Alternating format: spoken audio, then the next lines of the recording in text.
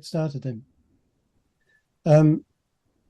Last month we had, this month still in November. Earlier this month we had the annual Australian Mineral Society's seminar, and it was held in Tasmania, which I went to. And the theme for it was minerals of granites. And for probably the first time that I can remember, I think probably all but about one, maybe two of the presentations were actually on theme. They're actually to do with granites, which is quite unusual. So makes a nice change. This is the talk that I gave at the seminar, and I had a slightly different view of the world. It was still related to the granites, but I looked at the mineralogy that is sort of at the edge and going out of the granites, and called it venturing beyond the granite boundaries. And there we go. Now I'm going to see if I can move this bar. So I've got that's better.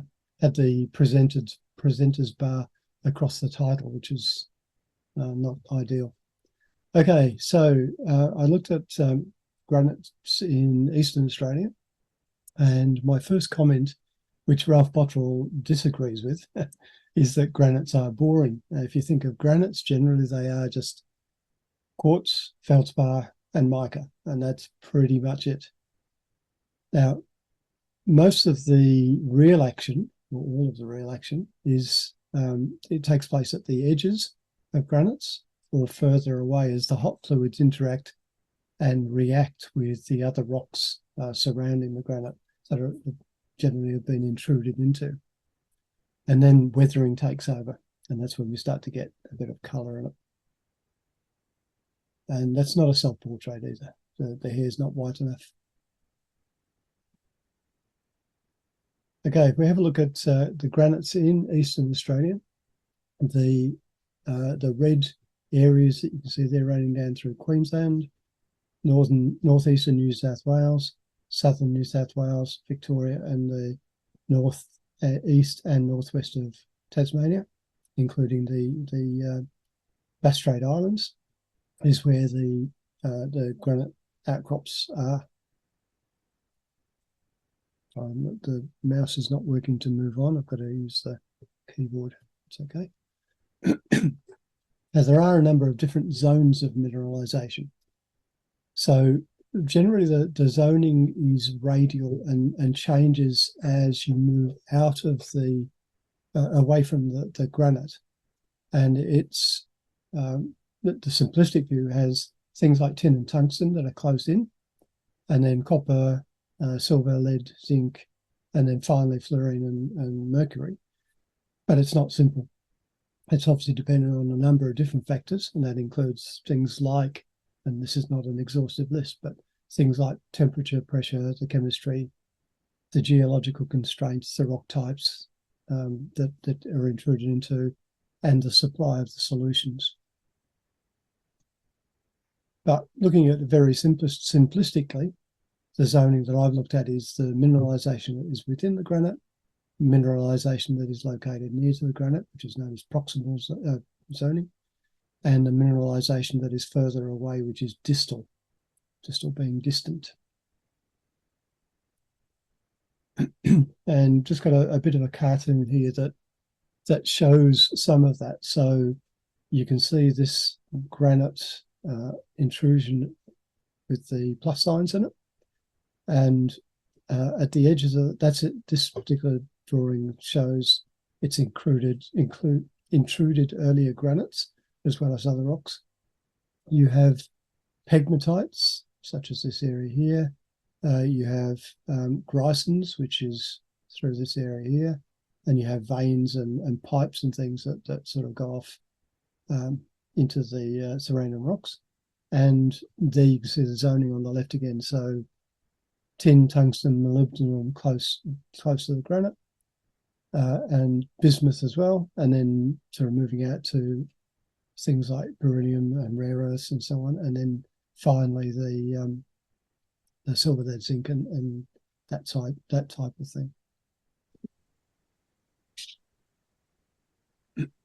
If we look at the proximal mineralization, the mineralization close to the granites, there's a number of different types. So pegmatites is one of those. They generally occur near the top of the granite pluton, but they can also occur as dike swarms going out into the surrounding rocks or as intrusive bodies. They can, of course, also be within the granites as well. And generally, the composition is similar to granite, but because of the nature of the way that it forms and the fractionation, you get larger crystals because of slower cooling. Gem minerals are quite characteristic, things like beryls and so on. And then with the concentration of the elements, things that haven't already gone into other minerals start to form the rarer minerals, and that's where it gets interesting in pegmatites. And if you look at zones of pegmatites, any presentation on that, you'll see there's distinct zones as you go through. Typical minerals there: beryl, topaz, garnets, feldspars, and smoky quartz.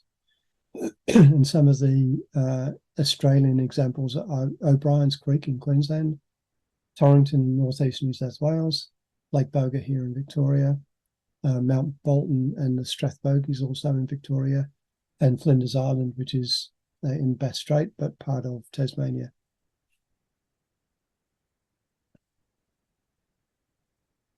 And one of the typical pegmatite minerals is topaz.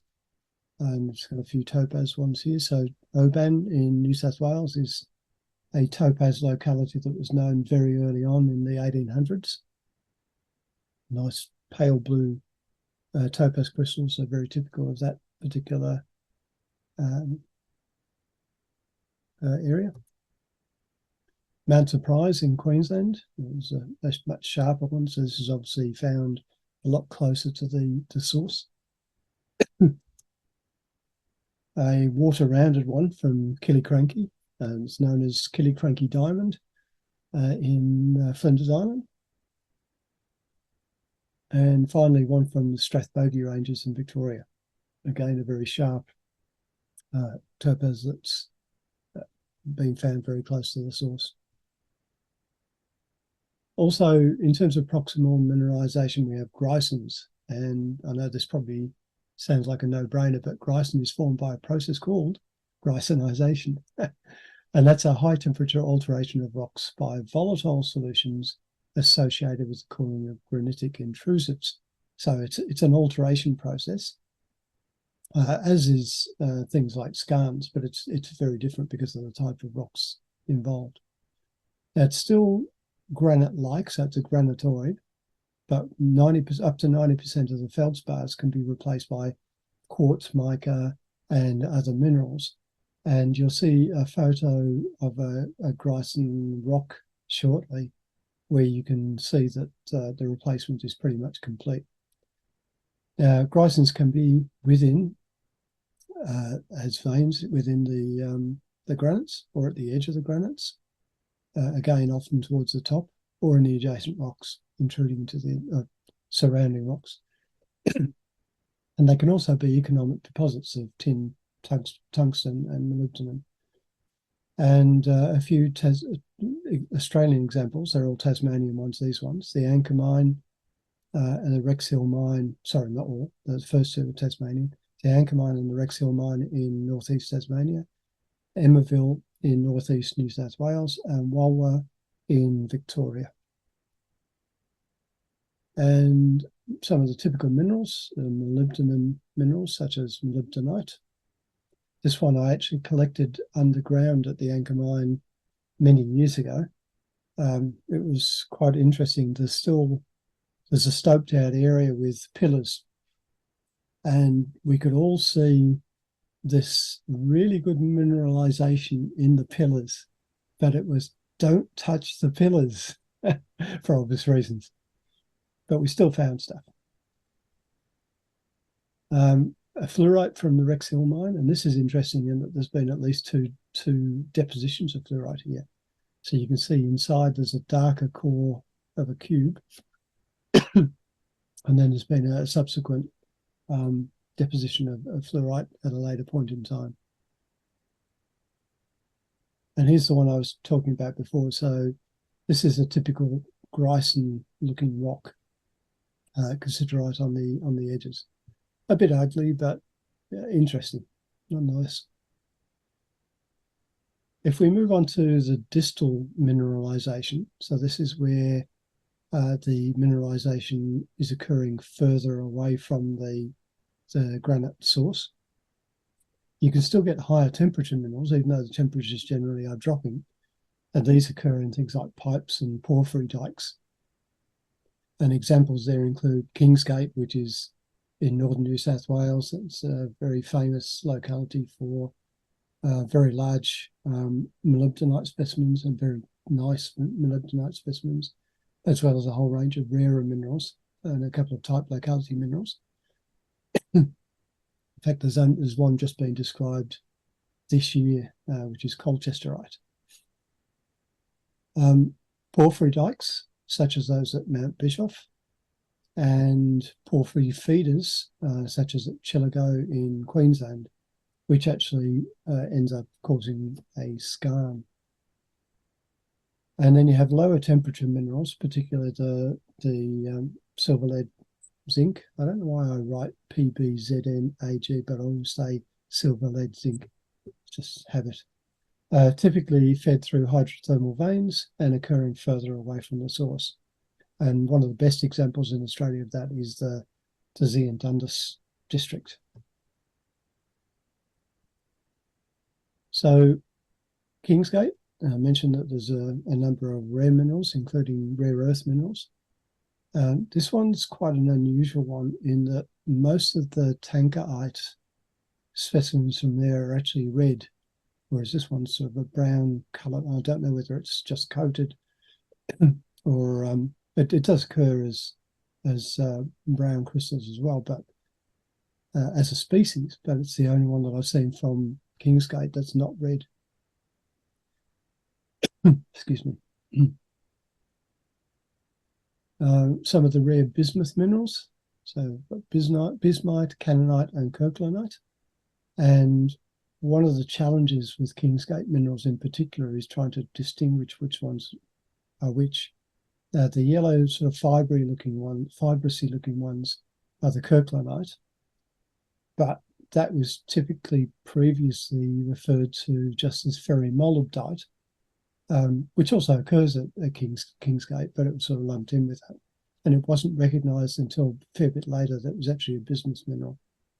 And then the bismite is the whitest of this material, and the cannonite slightly less white. So this is probably the cannonite, this sort of yellowish coloured stuff. And Mount Bischoff, you can see there an outcrop of rock that actually runs up through the top of the hill there, right over to the other side. And it's a porphyry dike that is a number of meters wide, so probably about, from memory,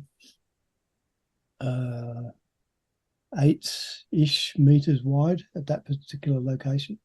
It'd be a bit hard to find out now because this area here is now a big open cut, and you can no longer get up to this part of the mountain. But in the earlier days, I used to collect up past here. I've even collected on the dike itself. And you might ask why the dikes are still there and such prominent rocks. Well, they're there because they're more resistant to weathering, number one. But secondly, the mineralization in the dikes tended to be just on the edges. It's almost like a skin on either side. So the early miners didn't want to spend a lot of time and effort mining rock that was fairly useless. So they'd just take the edges off and leave the rest of it. And these dikes are predominantly made up of quartz and topaz. The topaz is actually a habit or a variety. I don't like using the term variety when it's not an official one, but pycnite, Pycnite, I think. And they form in small radiating bunches. You can still find cassiterite specimens on the edges of the dikes as well, so they didn't get all of it. And here's an example of part of the edge of one of those dikes. So you can see here it's a very thin coating of cassiterite. They're actually crystals, but it formed in a very narrow space. And that's the sort of material that you used to be able to pick up quite readily in the area. As we move a little bit further away from the granite, we get into things like so tin sulfides, it's like stannite. This is labelled as just being from Zeehan, but according to Ralph Bottrell, it's probably the Una mine. Just massive, pretty well massive material. And you start to get sulfide salts as well. So the Argent mines in Zeehan, there's a couple of those where there's still dump material visible, generally where roads have been built up and it's been used as the base for the roads. On the sides of that, sometimes you can find specimens, and it's right at the edge of the golf course in Zeehan. You have to be a bit careful of low-flying golf balls if you're there collecting. Staying with sulfides, as we move further out, we get to the Dundas area, and the Great South Comet Mine is one of the few mines that used to be available where you could get dump material that was still fairly unweathered. So weathering hadn't taken hold, and you'd get galena and sphalerite and a few other sulfides, not much in the way of secondary minerals. Excuse me.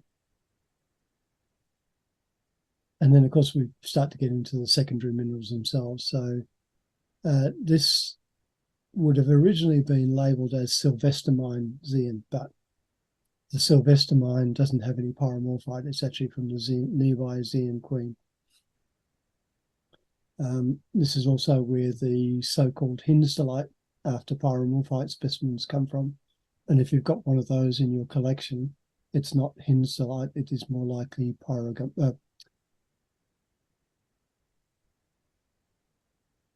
plumbogamite, sorry. I had a bit of a mental lapse on that then. But there are details about that, I think, in Mindat anyway. The Britannia mine, another one of the Zeehan mines, produced a very small amount, this is probably 25 plus years ago, of pharmacosiderite. Excuse me. And I clearly remember this day. There were about 4 or 5 of us, I think. I was driving a Subaru at the time, and the track in was quite wet. And I went into what I thought was just a normal puddle and sank down below the top of the tyre on my front wheel, which was fun getting out. So I had to back out and then go around it. And also there's a Tasmanian collector called Andrew Tumer who is known as a snake magnet. It doesn't matter where Andrew goes, he tends to come across snakes.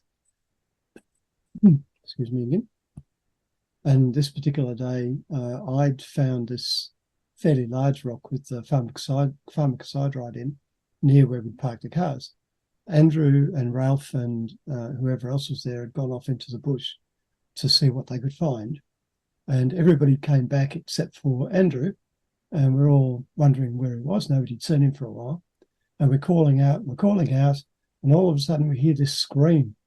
And it's Andrew apparently swinging on like a vine from one tree to another across a ditch with a snake going up that way, trying to get hold of him, which was a source of amusement for the rest of us. but not for Andrew.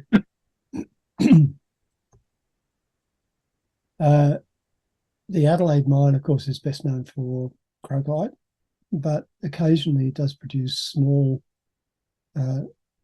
very dark brown, sometimes zoned mimetite crystals, which are quite attractive. And when I say small, I mean small. They don't get more than maybe a couple of millimeters in size, or a few millimeters. And of course, we can't go past Dundas without having one photo of crocodile. And this was from last year's production. Quite a nice specimen. And I promise there's no more photos of crocodile. So this one here is actually a photo of Dundasite from the Adelaide mine. There's no crocodile there. Sericite from the Capi mine. This is the so-called chrome sericite, which is the yellow form that you find in some of the Dundas mines and in the Magnet mine up in the northwest. And pyromorphite from the Platte mine. All right, move on to skarns. Now, skarn occurs when there is a carbonate rock, a dolomite or a limestone, that has been altered through the introduction of hot fluids that have been pumped out from the granites. Obviously, from other sources as well. You can still get it from other types of igneous rock interaction, but in this case, we're talking about the granites. They can be proximal or distal, so they can be close or adjacent to a granite. And in the cartoon there, you can see down the bottom, there's a depiction of a skarn occurring right at the edge of the granite. Or, of course, it can be distal, which is a long way away. And the example of the dike rocks that I showed you before at Mount Bischoff, the magma source for those dike rocks is maybe 20 kilometres or so, but they have then intruded dolomite at Mount Bischoff. It's one of the examples that I've got there, and which were quite large bodies, and have partially altered those dolomite bodies to form lots of interesting minerals. And that's one of the key things for the skarns, is that the range of minerals can be very, very different from one skarn to another, and you can get some interesting and rare minerals. So some of the examples that I've included here, now these are all Tasmanian ones. St. Dizier, where there's some interesting borates being found. The Cara mine, which has been a good collecting spot for many years. King Island scheelite. Renison tin mine, which has been operating pretty well non-stop for over 100 years. And Mount Bischoff, which it was probably one of my favourite collecting spots in Tasmania when I lived there. Okay, we have a look at some of the minerals. So this one's a really interesting one. So we've got andradite garnets, the dark crystals, these larger ones. Then we've got a couple of interpenetrant modified cubes of pyrite sitting here. And we've got a little epidote crystal that has grown through the pyrite. So the question here is, which is the chicken and which is the egg and which came first? That's multiple questions, isn't it? So the epidote is freestanding. It's not attached to the andradite. It's only attached to the pyrite, but it's in the pyrite. So did these grow concurrently? That's probably the only explanation that is possible, that they've both grown at the same time. Otherwise, it wouldn't look like that. It's a bit of a puzzler, that one. And andradite is one of the best known minerals from Cara deposit, but there's lots of other minerals, including these sort of pancake calcites, which fluoresce. Stolzite. The stolzites there might not be stoltsites in some cases. So there's a whole series between stoltsite and wolfenite in the one locality, and generally they look very similar, and a lot of the analyses have been close to the middle. This one, according to Ralph, this one was analysed early on. This one is a stoltsite, and if they're more sort of blocky and more opaque, they tend to be more at the stoltsite end. If they're more transparent and thinner plates, then they're more at the wolfenite end. But you can't be 100% certain unless it's analysed. And there was a one-time find of rhodochrosite, which, with the analysis that Ralph did, is actually a replacement. It's a pseudomorph of rhodochrosite and calcite replacing cutnahorite, which is where you get this habit from. And there was basically just a couple of small pockets found, and a lot of people around those pockets. Again, if you look on Mindat under Kara, you'll be able to see the day that we actually found this material. It was quite fun. Scheelite is a common skarn mineral in Kara, but also it is mined as an ore in the King Island scheelite mine. It's called King Island Scheelite Mine, and was quite abundant, but there's not much of it available on the collector market because King Island is remote from the mainland of Tasmania, and so not many people actually get there to collect. But secondly, because it was a working mine for so long, and in recent years has been flooded, as they were actually mining below sea level. But there are occasionally specimens come out, and there have been some recently because mining has kicked off again. And there's a few, I have to say at this stage, fairly ugly looking lumps of rock that have come out that have had mostly andradite garnets and a bit of scheelite. But there is the potential there for some decent minerals to come out at some point in time. And then back to Mount Bischoff. So the skarns there, the slaughter yard face, which was one particular part of a skarn that was intruded, produced some really nice blue beryls and other rare minerals, beryllium minerals, such as barbenite and other rare minerals that are well crystallized, like sellerite, which is a magnesium fluoride, and lots of fluorite and other things as well. A really interesting spot. It used to take quite a bit of a hike to get up there, but it was well worth the trip. Here's the barbenite. So these tiny little blades here are barbenite sitting on probably siderite. You get ferrone, magnesite, and magnesium siderite. But because these are so dark in colour, they're probably towards the siderite end. And you can see this one is actually a much lighter colour. So this is there's a fair bit more magnesium in this one.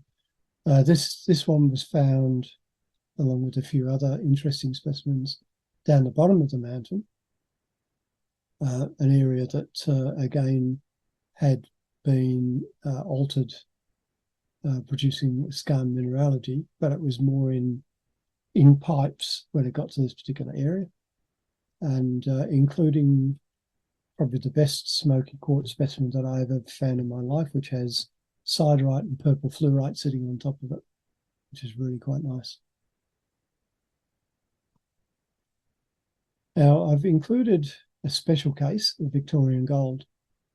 Now, in Victoria, there were three episodes of gold mineralisation, and late Ordovician through to late Devonian. The first one and the third one of those are the major episodes. The other one was a bit more minor, but they were all mountain building events or orogenies. and this included the emplacement of granite bodies. So the gold itself was not directly related to the granite emplacement. So each episode, you'd have deposition of gold followed by the emplacement of the granite.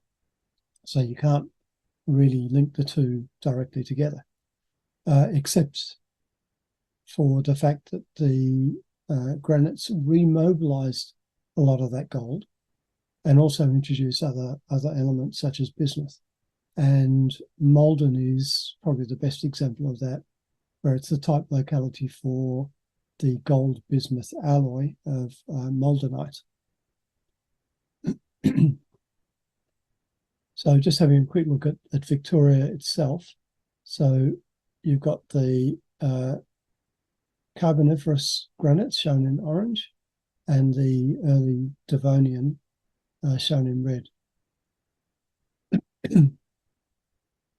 Now, Malden sits somewhere around about here.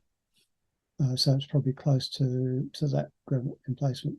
You can see here that there are fairly large granite ore bodies, and this isn't what you see on the surface these days. You've got Lake Boga, which outcrops up here, but you don't see these ones at surface. They're all below surface. At Malden, you do have granite outcrops, and this one is called Rock of Ages, this mountain, or hill really, I suppose, Mount Morale. And it's a nice reserve, but it's just boring granite. Back on the track, probably 100 meters from here, you can see signs of shafts of gold mines, old historic gold mines. So it's not far away. And one of the interesting minerals that you can find at Malden is scheelite. So there's tungsten, obviously, and this is Eagle Hawk Mine is a gold mine, but you do find scheelite in there. So this is where the granite has remobilized the elements, and that's the 8 mm wide crystal sitting in the middle there. Some of the other associated minerals in this area are things like gypsum, which can be quite attractive sprays, very flat lying, but quite attractive. And zeolites, such as huronite. That's these bluey-grey crystals here. And a little bit of gypsum here and there as well. And more huronite crystals here, this time with siderite. And a very interesting pyrite that appears to have been restricted in growth. This is quite flat, a flat lying crystal, but it's terminated on the surface. So there must have been a bit of room for this to grow, but not enough for it to make large cubes or whatever. But quite an interesting pyrite specimen. And I've got to throw one gold specimen in there just to show a bit of gold, I suppose. So this is Sebastopol, which is a suburb of Ballarat, so not far from where I'm sitting at the moment. And there is still gold being found in and around the city of Ballarat. And I think, yep, that's the end of it. So this is a typical collecting day at Mount Bishop. And that's exactly what it used to be like on a regular basis. I've even collected in the snow at Mount Bishop, which is a bit of a challenge. Are there any questions? Nice. Never looked at granite and its surroundings that way. Oh, That's very, good. very different. Yeah. You get plenty of cassiterite with the granite in Cornwall, but one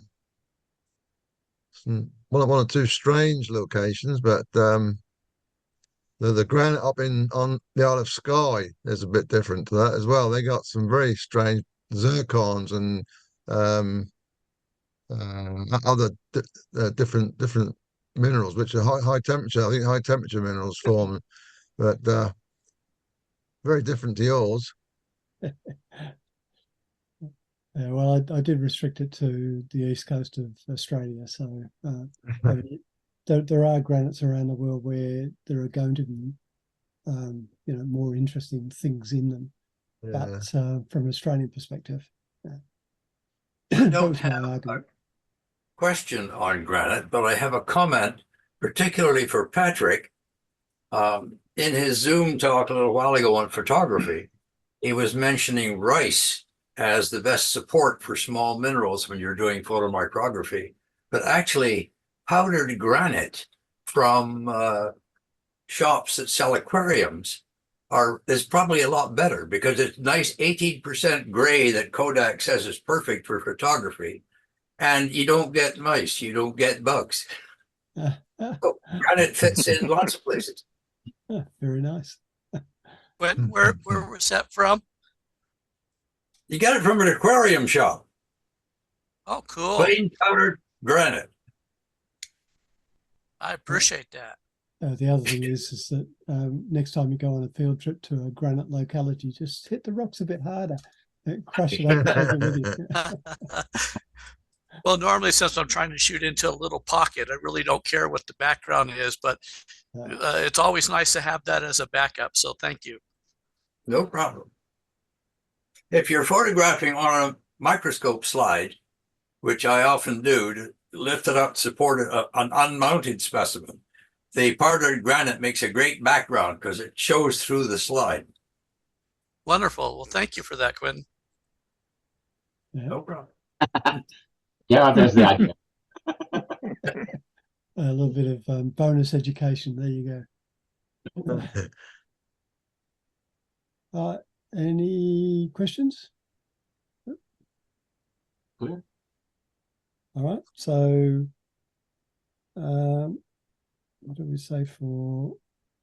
Oh, for December we'll do the Mont Saint-Hilaire one. So Quentin, I'll talk to you separately about that. And then the one after that will be, first one will be February in 2024. Yeah. It's gone fast. What's the date in December? Hang on, I will have a look. So December, so third Wednesday. So it'll be the 19th for you, Quentin. For you. Yeah, okay. And 20th for me. Right. All right. Well, if there's Okay. nothing else, then we'll see you all. See you next month I then. have one Actually, question. it's not 4 Can I weeks ask this one week, it's, question? Oh, yes, sorry, Arlene. Yes. Yes, I need to make some new micromounts, and I'd like to know if you can recommend a mounting medium that is not permanent, that can be moved later. What do you guys use? Well, I only use Mineral Tech anyway. Mineral Tech, that's what I saw. Yeah. Is it easy to get a hold of? Yeah, there's a supplier in the States that that provides it. Mike good. Shannon. I'll look it up. Yeah, Mike You know- Shannon has lots of it. But it does tend to leak oil into the specimen. It does. See, Yeah. Not And the, the old, I don't think use so. that, no, The not new the one one I is use. much better. don't No. use that old blue stuff. Yeah. That old blue stuff gets hard, and Yeah. you can Yeah. almost, yeah, exactly. Yeah, there you go. It's this one. So what do you Yeah. recommend? If Is it's still very if it's very temporary, there are some chalky tacks out there that you can pick up in, little crafts shops, etc. Oh, yeah. They're not good for long term, but they're not oily. And if it's just something you need for a very short time, they work just as well, and then you remove them. Yeah, don't use Okay, blue I'm tack. talking about a medium length of Yeah. time, like not 100% permanent. So, Yeah, but I want something that's going to last for a while. yeah, mineral Yeah. tack is good. That's Mineral all I tack is use. still the best. Okay, that's great. In the early days, before I came across it, I used to use this stuff, the blue tack, and this does dry out or Yeah. It does. get oily and so on. So I replace it now when I come across ones that have still got it. But the mineral tag I find really good because I mean, most of my photography is done that way, so not that way. So mineral tag holds quite decent sized specimens up to about that sort of size without them falling forward when you're actually going through the photographing process. So I use polyvinyl acetate glue, which dries very solidly, but can be washed off with water in the long run. That's good. It's a bit of soaking, but it can be done. Yeah. Yeah, if you got hygroscopic minerals, it doesn't work though. Oh, No, that I no, won't do for me. Maybe you might. No. I hope that helps, Arlene. But yes, definitely does. yeah, I Michael figured saying, before I spend money, I might as well ask the experts. yeah, no, Well, it actually is not even that expensive. It's not too expensive. No, Mike Shannon is selling it for $7 US. yeah. But Yeah. I understand Mike has just been bought out by Mineral City. Is that Ooh. correct? Mineral City. What? Okay. Yeah, his business. I don't think that's right. I don't know if it's true or not, but that's what I I've been talked told. to him. I talked to Uh-huh. Mike yesterday, the day before yesterday, and Okay.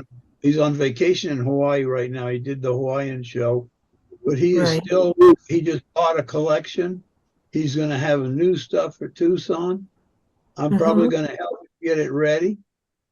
I have no idea about this buyout thing because Oh, only for the box, only for the boxes, only for that portion. that was the sale of Box Company was Denver Box got sold to somebody that's going to open it back up down here. They're keeping the name Denver Box, but they're going to Okay. open it up in Tucson. Okay. All right. So that's what's happened. There's been crossed wires all the way down. It's just I passing think so. through with gossip. Yeah. Okay. so, Good. Arlene, what you do is you buy it in strips like this. Yeah. And it's really good stuff. So once you open the package, does it dry out? Nope. Or it No. stays pretty No. okay? No, Good. no. I slip mine into a plastic baggie, not because it dries out, but to keep dust and other stuff from Yeah. Yeah. Yeah. getting That's always wet. good. Yeah, Because That's the worst especially problem. if you It's dust. photograph. Yeah. Yeah, yeah, mine's just in a drawer, so it's same. okay. Yeah, because I like fluorescent minerals, and when you're trying to take photographs of that, I'm learning. The lint is impossible, Yeah. you know. Mhm. That's Okay. great. I really appreciate it. You know, No. really, I really enjoyed these talks so much. It means a Good. lot to me. Good. I'm very Yeah. pleased. All right. Wonderful seeing everyone. Okay, and we'll see you all in December. Great. Happy holidays. Thanks. Happy Happy holidays. Bye, everyone. Right.